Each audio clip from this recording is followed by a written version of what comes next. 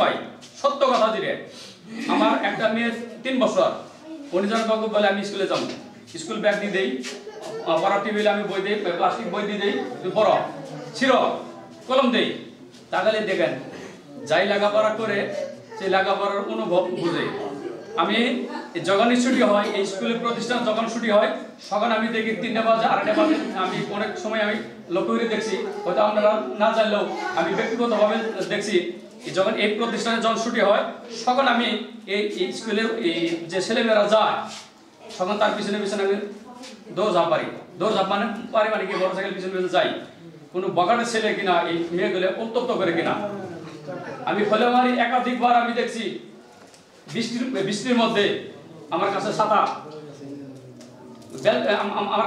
এই ছাতা নিয়ে বৃষ্টির ভিতরে আমি পিছনে পিছনে গেছি ফলেমারি সত্য কথা ফলেমারি এখানে দুইটা ছেলে এখানে যাতে আছে মেয়েরা যাতে আছে আমি তার মাঝখানে পিছনে পিছনে মিটমিট করে যাতে আছি আমি ওই ছেলে করে বুঝতে দেই নাই আসলে এই মেয়েরাকে উত্তপ্ত করে কিনা কোনো সময় উত্তপ্ত করে নাই আমি একাধিকবার বলছি ফলেমারির মেয়ে করে বলছি তোমরা কেউ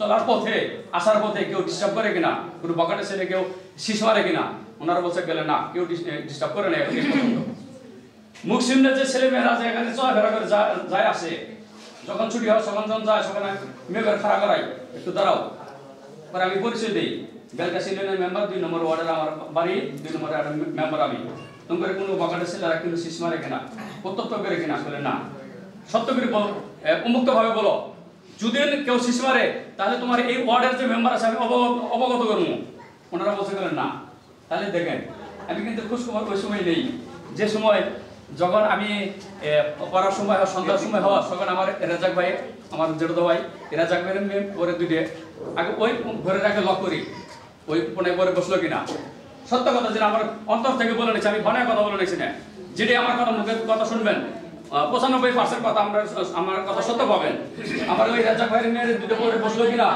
এই খোঁজ নেওয়ার পরে আমি রাস্তার টহল দিই এই ছেলেরা রাস্তার মধ্যে ঘুরলো কিনা পরে বসলো কিনা সন্ধ্যার সময় আমি এইগুলো আমি দেখশন করি আমার চাই এই ছেলে মেয়েরা একটু পড়াশোনা করুক ভালো রেজাল্ট করুক এটি আমি চাই আমার চাওয়া কিছুই নাই আমি আপনাদের টাকা পয়সা চাই না আমি কোনো সম্মান চাই না আমি চাই এইসব ছেলে মেয়েরা একটু আগে যাক গার্জেনরা একটু থাক সজাগ থাক এই প্রতিষ্ঠান ভালোভাবে চলুক একটু ভালো রেজাল্ট করুক এটাই আমার প্রত্যাশা আর কিছুই নেই আমি কি কারোর থেকে টাকা চাচ্ছি কোনো বিনিময় কিছু চাচ্ছি আমি বাড়ি বাড়ি যাই আমি একটা লাইট নেই লাইটে এইভাবে আমি ধরি আমি চোরের মতো বাড়ি ঢুকি আপনি জানেন কিনা আমি চোরের মতো বাড়িতে ঢুকি ঢোকার পরে ছেলের মেয়েটা বলে পরে বসলো কিনা আমি খোঁজ খবর নেই এই যে শরীফা শহীদুর বাবার নাম শহীদুর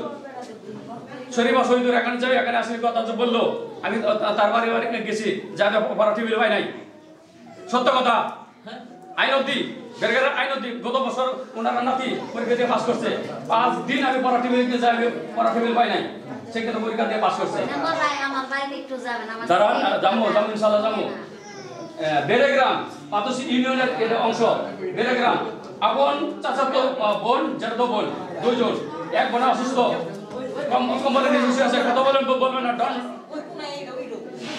আপনারা কথা বলবেন না পড়ার টেবিলে ওনাদের পাই নাই দুইজনের চাচাতো বোন চাচাতো জ্যাঠতো বোন দুইজনের বোন একজনের কম্বলের নিচে শুয়ে আছে উনি অসুস্থ মানে নিলাম আর একজন টিকটক দেখবেন কম্বলের নিচে 2 মিনিট টিকটক দেখবেন আছে আমি যে আশ্চর্য হয়ে গেছি ওই দিন দেখলাম মাদ্রাসার স্কুলের মিলে আমার কাছে তালিকা আছে এই মাদ্রাসা এই স্কুলের তালিকা আছে 28 জনের ভিতরে আমি পড়ার টেবিল বাঁচি মাত্র 4 জন আমি দুঃখের সাথে আমি কথা বলে নাকি আসলে সত্য কথা আমি অবাগা আমি যে আয়োজনটা করছি এই আয়োজন মনে করছিলাম আরো আপনারা আরো উপস্থিত থাকবেন এই উপস্থিত থাকেন নাই দেখেন আজকে প্রিন্ট মিডিয়াটা আছে যে কোনো কারণে বসত থাকছে আমার টাকা আছে এই আপনারা যে সময় দিয়ে রাখছেন এটা মূল্যবান একটা সময় এই সময়টা আপনারা অবহেলা করেন আমি দেখি তো অবহেলা করেন আমি আর একটা কথা বলি এই কাশিমা ব্রিজের উপরে ফলেমারির মেয়ে 1 বছর আগের কথা ফলেমারির মেয়ে গোড়াইলের একটা ছেলে এখানে উত্তপ্ত করছে এখানে আছে ব্রিজের হেলান দিয়ে কথা বলছে আমি বলছি বলে এখানে কোনো পিড়িতে চলবো না, যাও যার যার বাড়িতে অবস্থান করো, যার যার বাড়িতে তাইতে যাও। এখানে একটা ছেলে একটা মেয়ে যদি দাঁড়ায়, যদি একটা ছেলে মেয়ে কথা বলে আমি ওখানে বাধা দিই, যাও তোমরা যাও, যার যার ঘরে তোমরা যাও, আমার কোনো সার্থকতা নাই। আমি ঘুরি এই প্রতিষ্ঠান দাখিল মাদ্রাসা একটু ভালোভাবে চলুক, এটি আমি চাই। আপনার ঘরে গার্জেন যারা অভিভাবক আছেন, আপনার ঘরে করজোর অনুরোধ করে বলছি, আসলে আমি বিগত আমলে আমি কয়েকটা ছেলে ফর্ম ফিল আপ করার আমি টাকা খরচাও দিছি, কয়েকজনকে আমি ফর্ম ফিল আপ করার আমি টাকাও দিছি। আচ্ছা, এই যে ফর্ম ফিল আপ করার জন্য এই যে স্যারের উজ্জ্বল বিচ্ছি বললো, স্যার ভাই যে বললো, বলে আপনার ঘরে কি কথা আছে একটু বলেন। উনি কিন্তু খোলাখল বলার জন্য বলছে, আমরা কেউ খোলাখল বলেন না। এমনও আছেন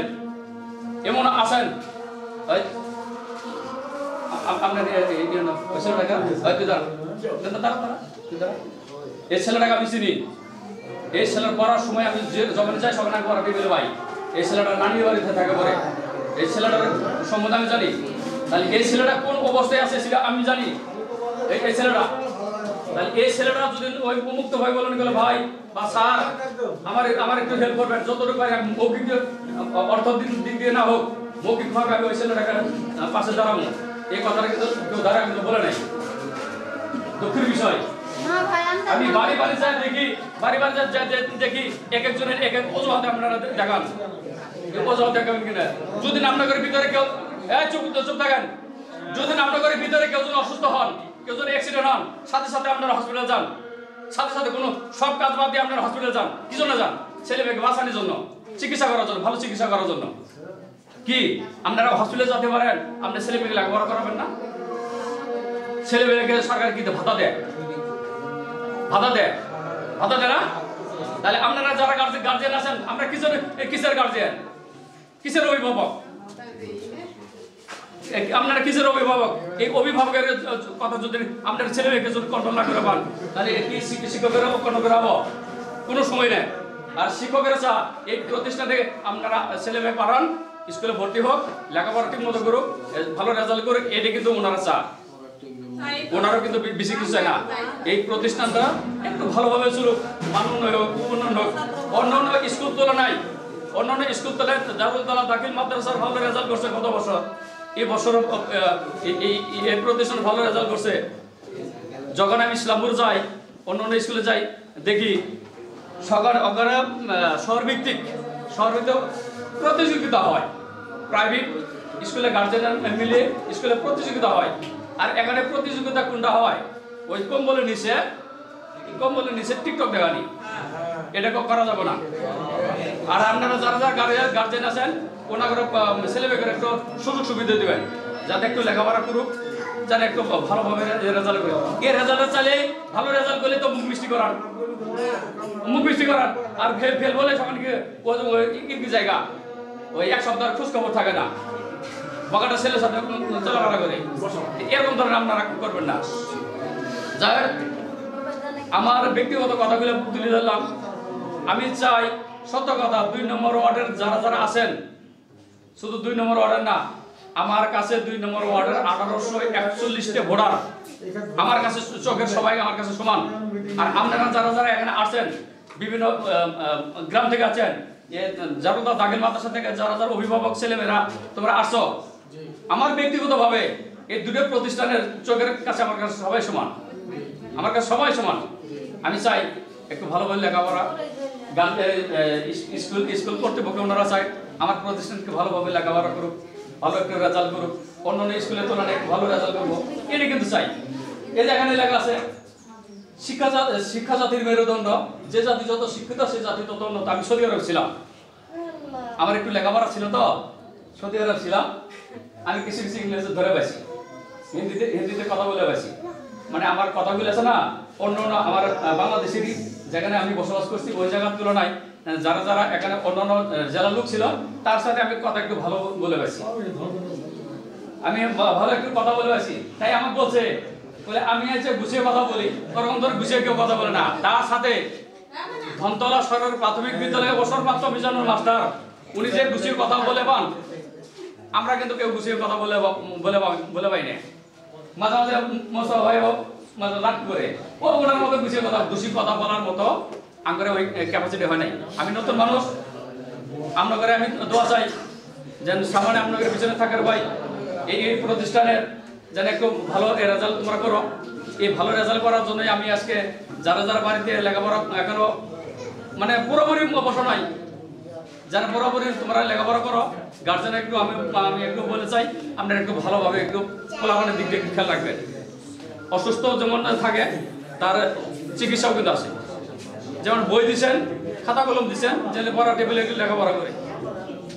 সবার শেষে আমার বড় ভাই এই প্রতিষ্ঠানের প্রধান শিক্ষক প্রিন্সিপাল জানুদা দাখিল মাদ্রাসার সুপারিনটেন্ডেন্ট ওনারা আছেন, ওনারা মূল বক্তব্য দেবেন। ওনারা একটু গুছিয়ে কথা বলবেন। শিক্ষা ওনারাকে যতটুকু ফুটে তুলে দেওয়া দরকার ওনারা একটু কথা বলবেন। আমি আমার সংক্ষিপ্ত কথা এখানে ইতি টানছি। পরিশেষে এই প্রতিষ্ঠানের দাখিল মাদ্রাসার প্রতিষ্ঠানের যারা ছেলে মেয়ে গার্জেন আছেন, প্রতিষ্ঠানের শিক্ষক আছেন, আপনাদের সবার সুস্বাস্থ্য ও দীর্ঘায়ু কামনা করছি। পরিশেষে আরেকটা কথা বলেছি, যারা আপনারা কষ্ট করে আসেন, যারা কষ্ট করে এই জায়গাতে আছেন, আসলে আমি ব্যক্তিগতভাবে দুঃখিত। ব্যক্তিগতভাবে আপনাদের হয়তো কারো না কেউ কষ্টে আছেন, কেউ না কেউ সময়ের মূল্য জনগিরি আছেন। এর জন্যই দেরিতে হওয়ার জন্যই এর জন্য আমি ব্যক্তিগতভাবে দুঃখিত। আপনারা সবাই ভালো থাকেন, সুস্থ থাকেন, এই প্রত্যাশা কামনা করি আমার সংক্ষিপ্ত কথা শেষ করছি। আসসালামু আলাইকুম।